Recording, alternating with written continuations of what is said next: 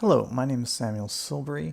I'm a solutions architect here at Nirmata, and I'm going to show you how to quickly get up and running with Nirmata.io. You're going to need a pre-existing cluster to do this demo, and you're going to need a email address where you can sign up for Nirmata.io. So we're going to click on sign up on the main Nirmata page. And we'll just throw in a email address, fill out a bit of information, and it's going to send me an email address. So I'm going to pause the recording for about a minute while I wait for it to show up in my inbox. Okay, it showed up, and now I'm just going to paste the link into my browser, and I'll just use one of my other passwords that doesn't map to anything important. And I'm going to set my password. Now it's going to log me in, and it's going to show me, ask me if I want to do an intro. We're not going to do the intro, but I highly recommend you do the intro. So we'll just skip the intro.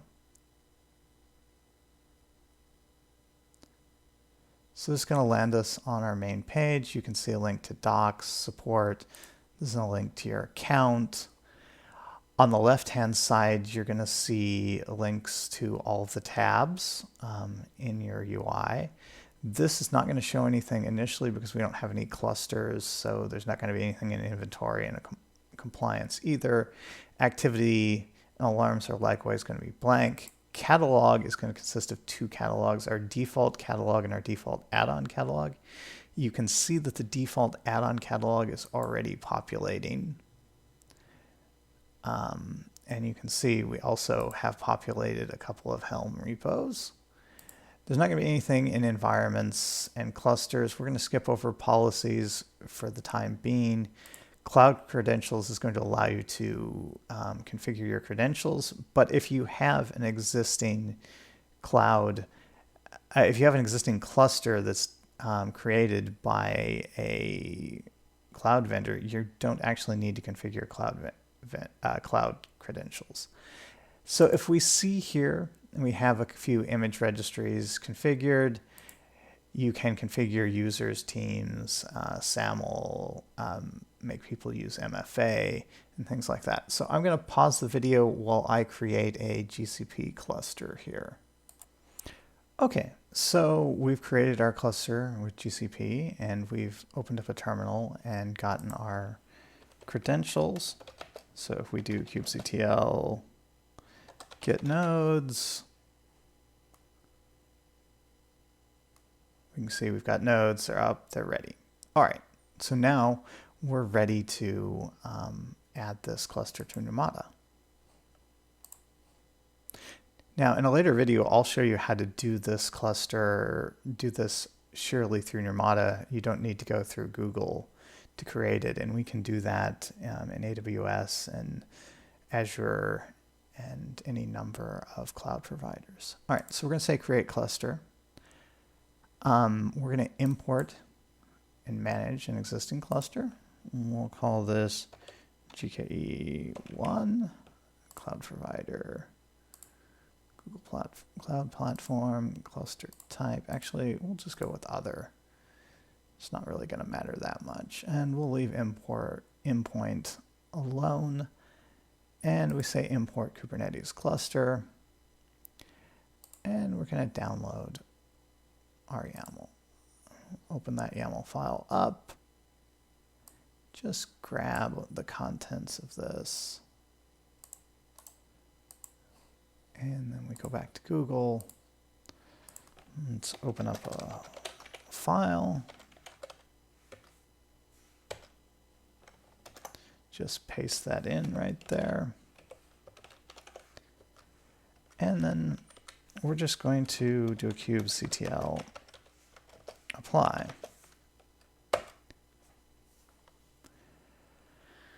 And now, if we look in the newly created Nirmata namespace, oops, we'll see there's a running pod here. If we get the logs for this running pod, we will see that it's probably already connected back up. All right, so it's already connected back up to Nirmata.io. If we go here, view cluster details. So it's connected, but it's still pending validation. Oh, there it goes. Now it's ready. If we were to look over here in environments and click this, we'll see all the default environments that were created on here. So now we have a cluster. In order to do anything with the cluster, we're going to need to produce YAML to deploy in our environment. So we're going to create an initial environment. And an environment is basically a Nirmata construct that maps to a namespace. And we'll just call this test. By default, it's going to give us the same name of the namespace, but we could call this test GKE1 if we wanted to, or we could call this GKE test 1 and call this namespace test. So now we've created a namespace on our GKE1 cluster. We need to get an application. So there are a number of ways to get an application onto your environment. Generally, the way we recommend is to build a catalog application. So if we go over here to catalog, we can add an application. If you have existing YAML, you can just click on it here. Let's go back to Silbury. Where is my YAML directory? Okay, so we'll just grab this one. We'll call it Nginx and click on OK. So this is going to import the YAML. And you can see we have an Nginx deployment with one replica. If we were to click in on it, we can see and edit everything in here down to, what the container is, what it mounts as volume, add environment variables, so on and so forth. We could create an additional deployment or stateful sets, daemon sets, cron jobs, whatever. This particular YAML file is already configured a load balancer for me, but I could create additional services, add ingresses, create network policies. In the storage tab, we can create persistent volumes, or storage and config tab, persistent volume claims. We can add config maps, secrets, role bindings, cluster roles. You can configure a horizontal pod autoscaler, tweak your pod disruption budget. If there's something that we don't directly allow you to edit, you can always go to Edit YAML, directly edit your YAML. Likewise, you can export your YAML. If you have another chunk of YAML that has like a stateful set or something you want to add, you could import this onto this application. Another quick way to create a working application is just go over to the Helm Chart repo, and we'll go over here to the Bitnami Helm Charts. Let's see if they have a Tomcat Helm Chart. Realize when you come into this, it's going to take a minute, well, not a minute, a couple of seconds for us to pull the repo's index down. And then, let's see, we've got a lot of versions here. Let's just grab this version. So this is going to grab our Helm chart. We can set things in the values here. If you have an existing application that came from this Helm chart, if you click on update, if you import it in the same name with update clicked on, you're going to update your existing application. So let's just import this to the default catalog, hit import. Okay, so you can see we have our Tomcat here with a load balancer service. There's a secret here with our Tomcat password. They're creating a persistent volume claim. So you can, if you wanted to, and we'll do this in a later video, but this would take a lot longer. You hit add application here, and you can just not import any YAML and go through our wizards, and create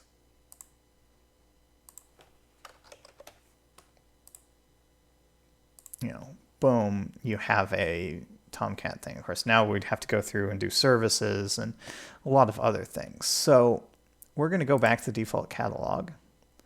We're going to grab this Nginx application. We're going to tell it to run the application.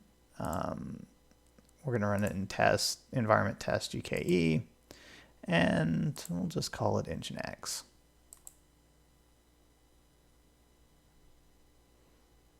Okay. So you can see, for some reason, I named the deployment Nginx import, and it's going to take a little bit for this to be pulled over there. You can see we're pulling images. We can import YAML directly into an application, although I tend to recommend that you do most of your modifications in the catalog. If we were to go over to the catalog here and edit this, and let's just increase our number of replicas to 2. Go back to our launched application. We have a change request, and so we can just accept that change request. And this will pick up that change. I mean, we could go over here and just, update the number of replicas, but that, is going to take a little bit. And you can see we've seen a new Nginx. We're pulling the image for that. And then we have our load balancer. We haven't picked up the IP address for the load balancer yet, but probably if we were to poke it into Google here. Yeah, so Google's assigned us a load balancer. And if we were to click on the load balancer, we can see we've gone over to our Nginx load balancer.